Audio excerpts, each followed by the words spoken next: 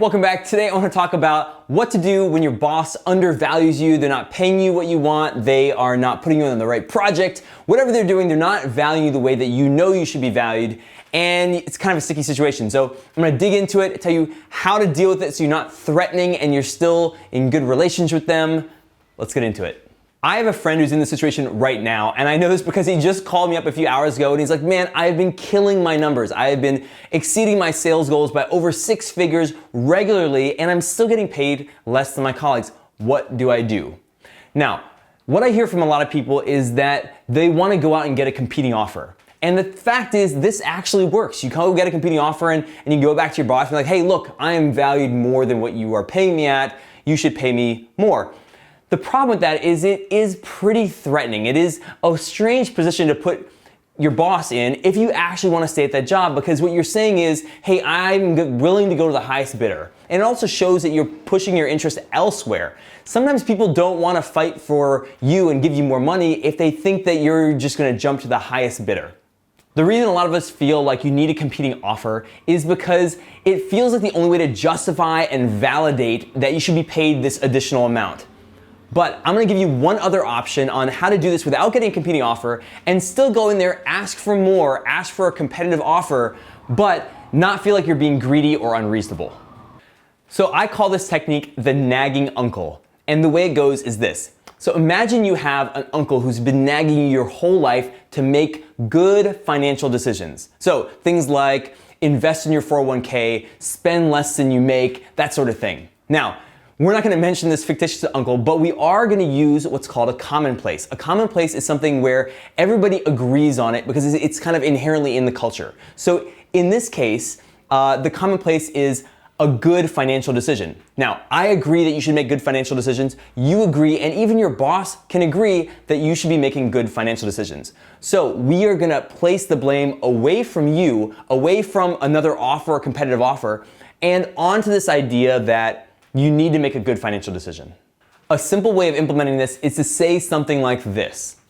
Look, I really want to stay here, but I need to know I'm making a good financial decision by placing my loyalty with you.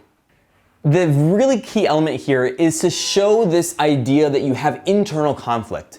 Your heart is with them, you want to stay with them, you want to stay with the company, you are fully on board with where they are, but you have this nagging thing, this commonplace, this good financial decision that you have to pay attention to. So you're almost like two people, one's fighting against each other, and this internal conflict has to come across in your tone and the way that you express this. So you're like, look, I'm with you, but I need to know I'm making a good financial decision.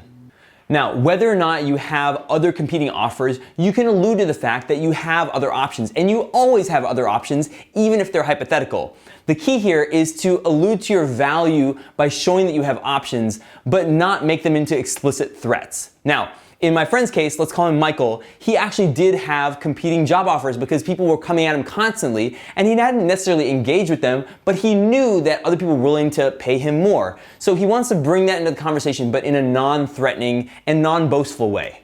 So in Michael's case, let's call his current company Golf Universe, and he's going to talk to his boss about a raise and just a better situation overall in terms of compensation. What he can say is, he's going to say, look, I love Golf Universe. I've invested time in my career in here, and I know you guys have invested in me. And the truth is, I'm getting approached by other companies all the time, and I really don't want to engage with them. I don't actually want, I know one way of doing this would be to go and get a competing offer. I don't want to do that because where I really want to be is here. I want to continue to build this business, but I have to know that I'm making a good financial decision by placing my loyalty with you guys. And in order for me to do that, this is what it's going to take. And then you lay out your proposal and you keep it simple and short.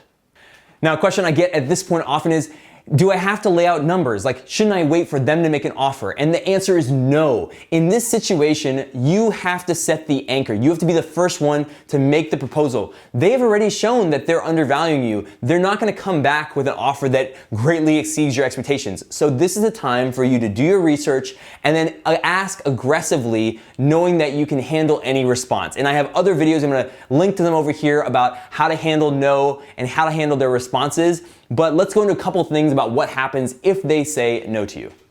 So let's say you make your proposal and then they come back to you and they don't give you everything that you want. You have to be prepared to hear no here. That is the reason you're okay with asking for something aggressive. And when you do hear no or some version of we can't give you everything you want, you need to be able to respond to that. One way of doing that is barricading yourself with a bunch of how questions. Like, how am I supposed to do that? How am I supposed to continue to be loyal here when it's not a financially good decision for me? How can we make this workable for me? You can roll with these how questions, and you need kind of a bunch of them in your pocket so you can keep going. These questions are specifically calibrated so that you're putting them in your shoes. You're going back to your points. Hey, it's not financially a good decision for me to be here. And you're making them think about this. How am I supposed to do that?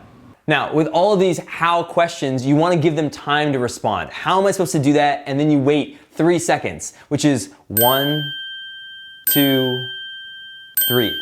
3 seconds can feel like a long time, but you need to give them some breathing room to fill in that gap. And of course, at the last point with any deal, if they really feel like they're not moving and you want to say, hey, okay, one last thing to see if they'll move, you can always say, look, seems like there's nothing I can say that's going to make this workable.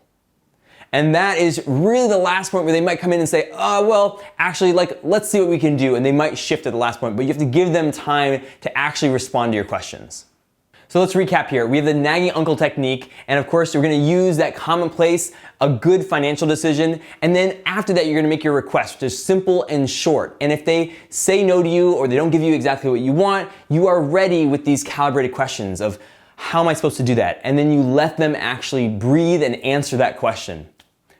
If you use this methodology, you don't need a competing offer. You can go into your boss and ask to be paid competitively, and it works time and time again because you're not being nasty, you're not being greedy, you're just asking to be valued competitively. If you've been wondering why I am sweating more than normal in this video, it's because I have my parents here. They're sitting on the couch here. Come on, stand up. Yeah, come on. They don't want to get on camera. My mom's coming. Here she goes. This is my mom. Hello. She's been watching me film. This is my dad. And now you're on YouTube. And of course, here you can stand here.